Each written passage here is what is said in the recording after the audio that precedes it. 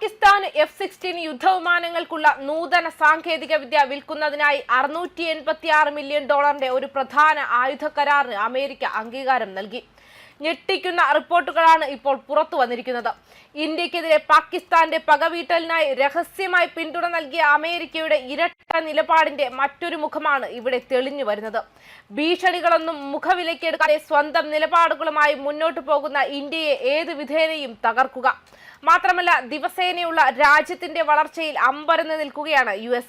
അത്തരത്തിലൊരു സാഹചര്യം വന്നതുകൊണ്ടാണ് പാകിസ്ഥാനെ മുന്നിൽ നിർത്തി വീണ്ടും ഒരു ആക്രമണം അഴിച്ചുവിടാനുള്ള ശ്രമം ഇപ്പോൾ നടത്തുന്നത്. അതിന്റെ കൃത്യമായ സൂചനയാണ് ഈ പാക് അമേരിക്കൻ ആയുധ കരാർ. ലിങ്ക് 60 സിസ്റ്റങ്ങൾ, ക്രിപ്റ്റോഗ്രാഫിക് ഉപകരണങ്ങൾ, ഏവിയോണിക്സ് അപ്ഡേറ്റുകൾ, പരിശീലനം, സമഗ്രമായ ലോജിസ്റ്റിക്കൽ പിന്തുണ എന്നിവ പാക്കേജിൽ ഉൾപ്പെടുന്നുവെന്ന് പ്രതിരോധ സുരക്ഷാ സഹകരണ ഏജൻസി US കോൺഗ്രസിന് അയച്ച കത്ത് ഉദ്ധരിച്ച ഡോൺ റിപ്പോർട്ട് ചെയ്തു.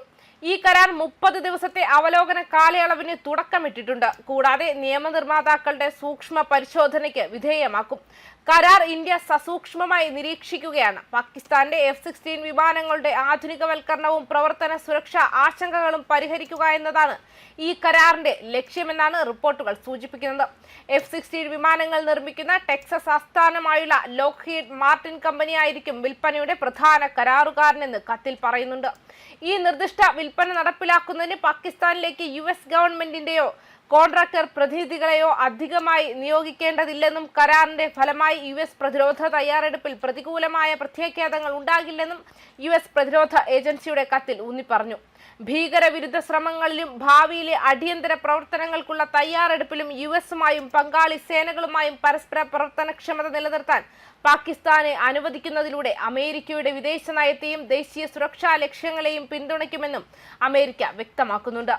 Block 52 mid life upgrade F-16 fleet എന്നിവ നവീകരിക്കുന്നതിലൂടെ നിലവിലുള്ളതും ഭാവിയിലുള്ളതുമായ ഭീഷണികളെ നേരിടാനുള്ള പാകിസ്ഥാന്റെ കഴിവ് കരാറിലൂടെ നിലനിർത്തുമെന്നും പറയുന്നുണ്ട്. 2040 വരെ വിമാനത്തിന്റെ ശേഷി വർദ്ധിപ്പിക്കുമെന്നും കത്തിൽ കൂട്ടിച്ചേർത്തു. ആകെ കണക്കാക്കിയ മൂല്യം $686 മില്യൺ ആണ്. പ്രധാന പ്രതിരോധ ഉപകരണങ്ങൾക്ക് $37 മില്യൺ, മറ്റ് ഇനങ്ങൾക്ക് $649 മില്യൺ വില.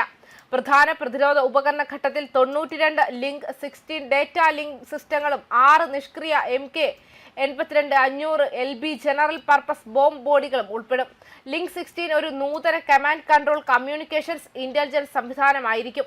സഖ്യസേനകൾക്കിടയിൽ തന്ത്രപരമായ ഡേറ്റ പങ്കിടുന്ന സുരക്ഷിതവും തത്സമയവുമായ ആശയവിനിമയ ശൃംഖലയാണിതെന്നും പറയുന്നുണ്ട്.